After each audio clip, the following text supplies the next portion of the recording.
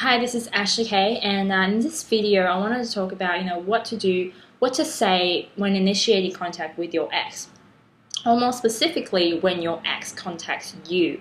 Um, it's really recommended that you stay in no contact, you don't contact your ex, and instead allow your ex to contact you first. Okay, the real power comes from them contacting you first and not the other way around. So when your ex contacts you, basically it's not so much what you say, it's how you say it and the attitude that you bring across. So if you're doing the right things and staying in no contact, while you're in no contact, you should be, working on yourself, being busy doing other things in your life, achieving your goals, getting your life back to normal basically, and not just moping around thinking about your ex all the time and being miserable all the time. If you're still in that very emotional and miserable stage in your life, then I really highly recommend not contacting your ex. And even if your ex contacts you, if you're not ready emotionally, I really suggest that you give really brief responses and just say respond to them, but don't engage in any more conversation. This is the key, because if you jump in too early to contact and you are still emotional, most likely your emotional self will start to fantasize what it means for your ex to be contacting you. So if your ex is contacting you and you're still emotional, you'll be thinking, you'll jump to conclusions basically and get all eager and excited over the fact that, oh my God, they're contacting me now, they're not upset with me, or that means I can start to get them back, sort of thing. When you can't think that way, if you think of your just normal, your calm self, if someone just contacts you, our ex contact you out of the blue, you hear from him or her, I wonder what they're up to. But you won't be thinking, oh my God, they're contacting me, what do I do, So see, that difference there is really important. So and it's important to take that time to yourself to get that emotional control first. Okay, so now that's out of the way. If your ex is contacting you, they've initiated contact, basically you just want to be really cool, surprised to hear from them, catch up a little bit, talk about the things that's been happening in your life and how you've been busy, you've been doing things here and there. But don't go into detail, because the initial contact is just breaking the ice. You want to leave the proper catching up to face. So when you meet up with your ex and have lunch with him or her, that's when you go more into detail. But if you're just on the phone or through text or something like that, just keep it really brief. Just keep the impression that you've been doing well and you're surprised to hear from them, and maybe hint at the fact that you've wanted to catch up with them, and you should catch up, but you've been so busy you haven't had time, and that maybe you should do it in the future.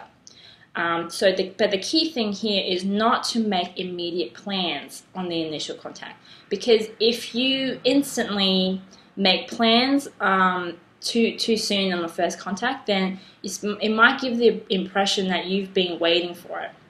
So you've been waiting for them to contact you and then to ask them out on a date, whatever. So you want to make it look like you may be thinking about it, but it's not constantly on your mind, and that it's still in the future, it's still possible in the future to catch up again. So that's basically the gist of what to do on contact. So mostly you just need to remember to stay calm, to be emotionally ready, which is why if you're not quite emotionally ready, to not get too overly excited if your ex is contacting you, and just to basically just catch up like normal and be confident in your happy self and all the rest of that. Probably the other thing I would say is you can flirt a little bit with your ex at this point as well. The whole point of flirting with him or her at this point isn't to reestablish some kind of attraction or anything like that. It's mostly just to set the mood of the conversation, or the mood of the or establish the relationship again. So basically, you're telling your ex, I'm over the past. I'm cool with everything that's happened. And now, I just want to have fun and just continue on our relationship. but in a new way. So by flirting with them, you're letting them know that everything is kind of okay now, like it used to be, and not so much being all serious and tense and nervous, because most likely your ex probably will be feeling a bit nervous about contacting you, or a bit unsure how you would react, especially if you've been emotional in the past. So they'll be a bit unsure. So if you are flirty, then you're kind of like